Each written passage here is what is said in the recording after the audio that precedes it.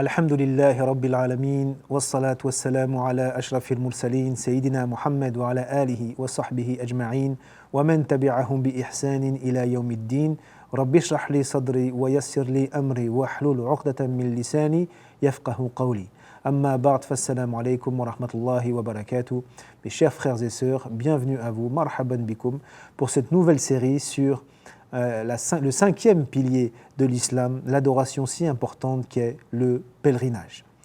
Une adoration qui va impliquer nombreuses dimensions de l'être, c'est-à-dire que c'est une adoration dans laquelle on adore Allah par le cœur, évidemment, tout ce que l'on va ressentir au moment de faire le pèlerinage, mais également par le corps, puisque l'on se déplace, on va de là où on vient, des quatre coins du monde, pour se rendre à l'endroit du Hajj, Mekkatul Mukarrama. Et aussi une adoration qui concerne les biens, l'argent, puisque cela coûte de l'argent de faire le pèlerinage. Et donc, avec tout notre être et toutes nos dimensions, notre cœur, notre corps et même nos biens, nous adorons Allah subhanahu wa ta'ala par le biais de cette adoration si éminente.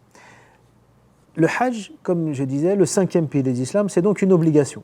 Une obligation, mais à faire une fois dans sa vie, au minimum, pour celui qui en a les moyens.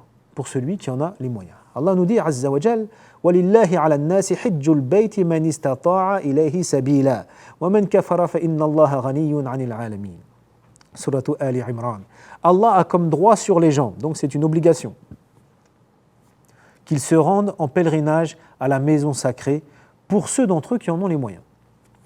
Quant aux négateurs, Allah se passe parfaitement des créatures, des mondes. Voyons d'abord les mérites de cet endroit, de la Mecque et de la mosquée sacrée.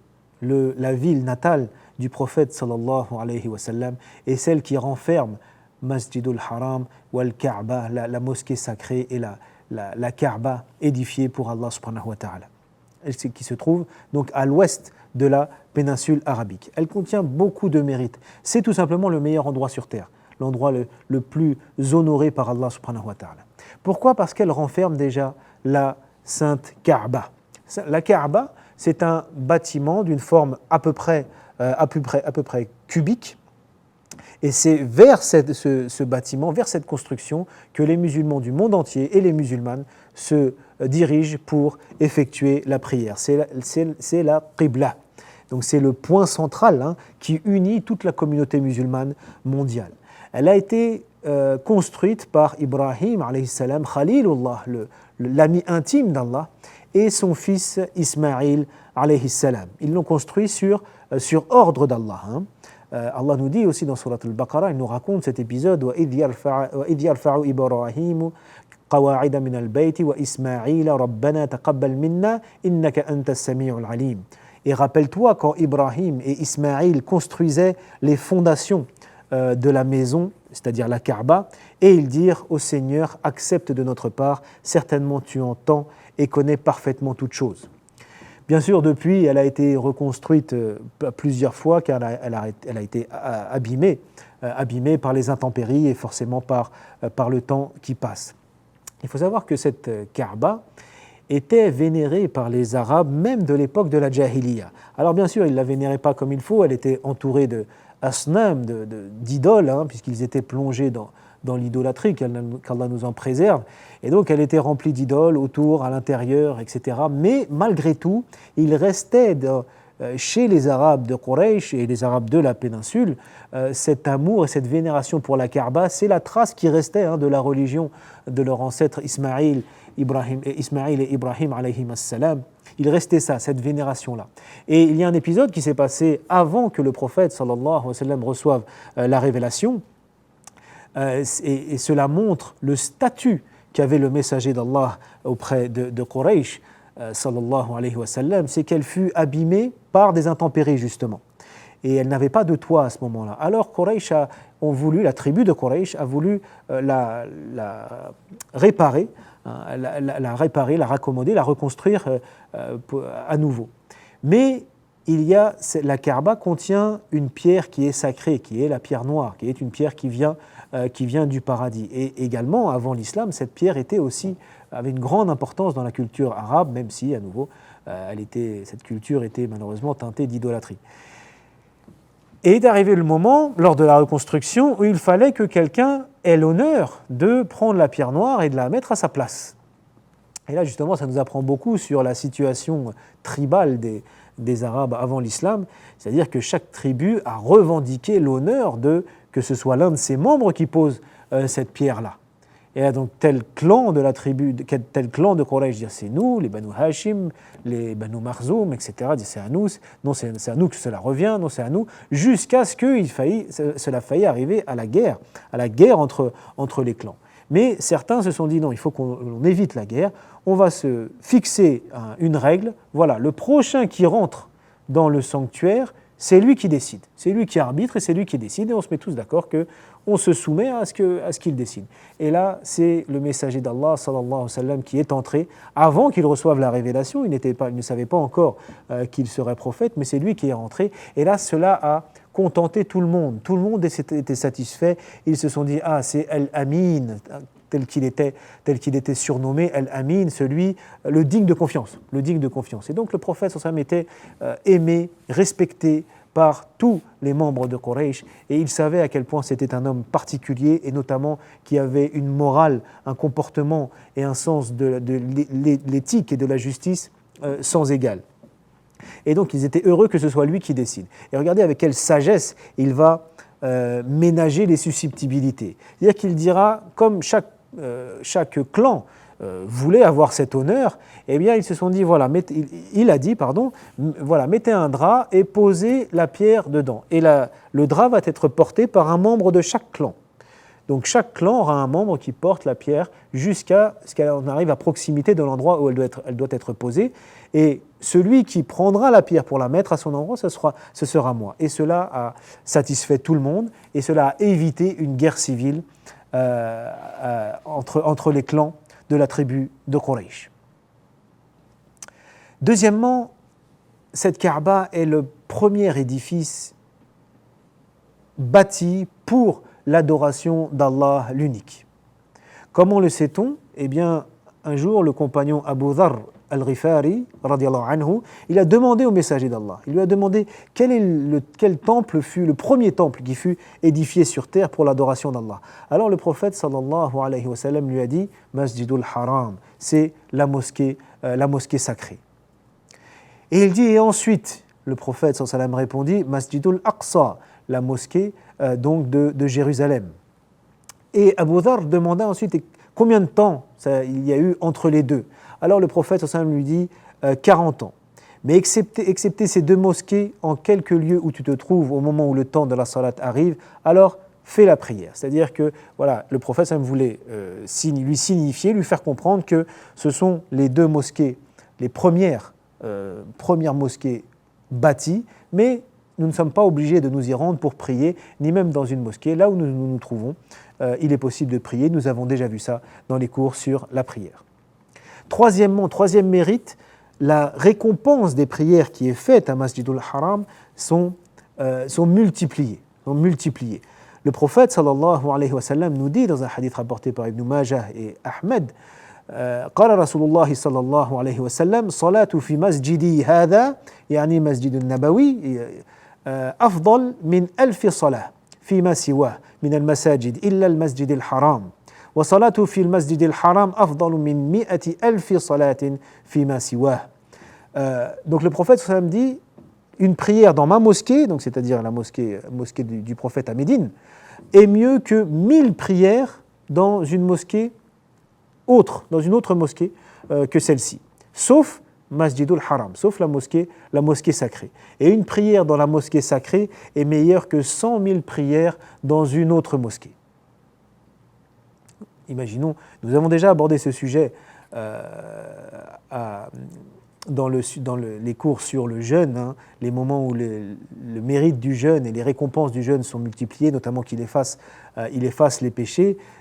Donc des moments bonus, regardez ces endroits bonus. Imaginez, vous faites une prière à Masjidul Haram, à la mosquée sacrée de la Mecque, cela vaut 100 000 prières, subhanallah.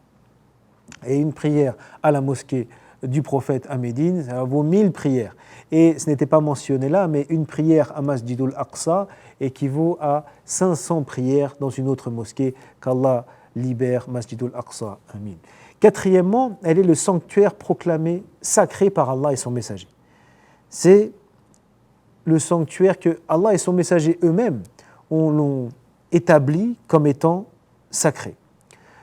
Allah nous dit, Azza wa Jal, dans Surat An-Naml, la sourate Les Fourmis, إنما أمرت أن أعبد رب هذه البلدة الذي حرمها وله كل شيء وأمرت أن أكون من المسلمين. Il m'a été ordonné d'adorer le Seigneur de ces territoires, la Mecque, celui qui l'a rendu inviolable et sacré. C'est-à-dire que c'est Allah lui-même qui l'a rendu sacré. Lui à qui appartiennent toutes les choses, et il m'a aussi été ordonné d'être musulman, c'est-à-dire d'être soumis à Allah subhanahu wa ta'ala. Donc c'est un territoire particulier, c'est un territoire unique au monde. C'est un territoire où il est interdit d'y faire couler le sang. C'est interdit de tuer quelqu'un bien sûr, en général c'est interdit de tuer quelqu'un, mais même il ne doit pas y avoir de combat, il ne doit pas y avoir de guerre, ou même une peine qui doit être appliquée, parfois ça ne doit pas être sur ce territoire sacré qu'est Masjidul Haram. Il est interdit même de s'en prendre à quelqu'un, qu'il y ait des disputes et des altercations. Interdit de chasser, donc de tuer des animaux. Et interdit de couper la végétation. Un hadith rapporté par Al-Bukhari ou Muslim nous dit قال رسول الله صلى الله عليه وسلم إن مكة حرمها الله ولم يحرمها الناس فلا يحل لامرئ يؤمن بالله واليوم الآخر أن يسفك فيها دما ولا يعضد فيها شجرة. Le prophète a dit, la Mecque a été rendue donc sacrée, inviolable par Allah lui-même, non par les gens. Il n'est donc pas permis à quelqu'un qui croit en Allah et au jour dernier d'y faire couler le sang, de couper une branche ou de couper une branche de l'un de ces arbres. Et cinquièmement, elle est pour Allah et son messager la meilleure contrée du monde. C'est le meilleur endroit du monde, l'endroit le plus sacré. Il y a des territoires sacrés, bien sûr, Mecca, mais aussi Médine, mais aussi le Sham, autour de Masjid al-Aqsa, mais aussi le Yémen. Tous ces territoires ont eu des mérites particuliers de la part d'Allah subhanahu wa ta'ala, mais le meilleur d'entre eux est le territoire sacré de la Mecque. Il est rapporté que le prophète sallallahu alayhi wa sallam a dit au moment où il a été contraint de quitter la Mecque, c'est-à-dire que le prophète est né à Mecca et ensuite il a commencé la propagation de son message, l'appel à l'islam à Mecca durant 13 ans, mais les choses ont été difficiles. Je vous invite à étudier la vie du messager d'Allah sallallahu alayhi wa sallam, qui est très important de l'étudier. Les choses ont été difficiles au début avec Quraysh qui n'ont pas accepté, sauf certains l'ont suivi et d'autres n'ont pas accepté, notamment les notables. Et c'est le cas pour à chaque fois tous les prophètes, ils n'ont pas accepté ce message, ils n'ont pas accepté la justice que renfermait ce message, et donc il y a eu des altercations, il y a eu de l'animosité, il y a eu même de l'oppression qui a poussé le prophète sallallahu alayhi wa sallam à chercher un asile en dehors de la Mecque, et c'est là où il va émigrer, faire la hijra à Al-Medinatul Munawwara, à Médine. Mais avant de quitter la Mecque, un compagnon rapporte que le prophète sallallahu alayhi wa sallam s'est arrêté un instant et il a dit « Wallahi innaki la khayru ardillahi wa ahabbu ardillahi ila Allah. Walaula anni ukhrijtu minka ma kharajt. » Il a dit « Par Allah, tu es la meilleure terre qu'Allah ait faite et celle qu'il aime le plus. C'est la terre que Allah aime le plus. Si je n'avais pas été expulsé, si je n'avais pas été contraint de partir, eh bien je ne t'aurais jamais quitté. » Et sixièmement, c'est l'endroit, à l'exclusion de tous les autres, où Allah a prescrit de faire donc al-Hajj, le pèlerinage, pour celui qui en a les moyens. Parce que Ibrahim alayhi salam a eu pour ordre d'amener son épouse Hajar et son fils Ismaïl, encore bébé, à cet endroit, dans le désert, qui deviendra plus tard Mekkatul Mukarrama. Mais à ce moment-là, c'était le désert, il n'y avait rien de quoi vivre.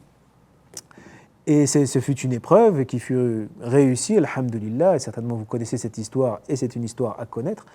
Mais Ibrahim alayhi salam a fait un appel aux hommes pour qu'ils fassent le pèlerinage, pour que les gens viennent à cet endroit-là, une fois qu'il avait bâti la Kaaba. Il est dit dans Surat al-Hajj وَأَذِّنْ فِي النَّاسِ بِالْحَجِّ يَأْتُوكَ رِجَالًا وَعَلَى كُلِّ ضَامِرٍ يَأْتِينَ مِنْ كُلِّ فَجٍّ عَمِيقٍ. Et fais un appel aux hommes pour qu'ils fassent le Hajj. Ils viendront alors à toi en marchant ou sur des montures endurantes qui arrivent depuis des contrées lointaines. Regardez, subhanallah, à ce moment-là, encore une fois, c'était un endroit désertique. Allah demande à Ibrahim alayhi salam de faire cet appel aux hommes, pour que les hommes, avec un grand H, aux hommes et aux femmes, de venir faire le pèlerinage. Et on aurait pu se dire, quelqu'un qui aurait une foi faible aurait pu se dire, mais comment les gens vont venir de partout dans cet endroit désertique? Eh bien regardez maintenant, depuis 1400 ans, les gens viennent de partout dans le monde pour venir faire le pèlerinage. Alhamdulillahi Rabbil Alamin. Barakallahu fikum pour votre attention. Et je vous donne rendez-vous au prochain épisode, Inch'Allah. Ila al-liqa. Wassalamu alaikum wa rahmatullahi wa barakatuh.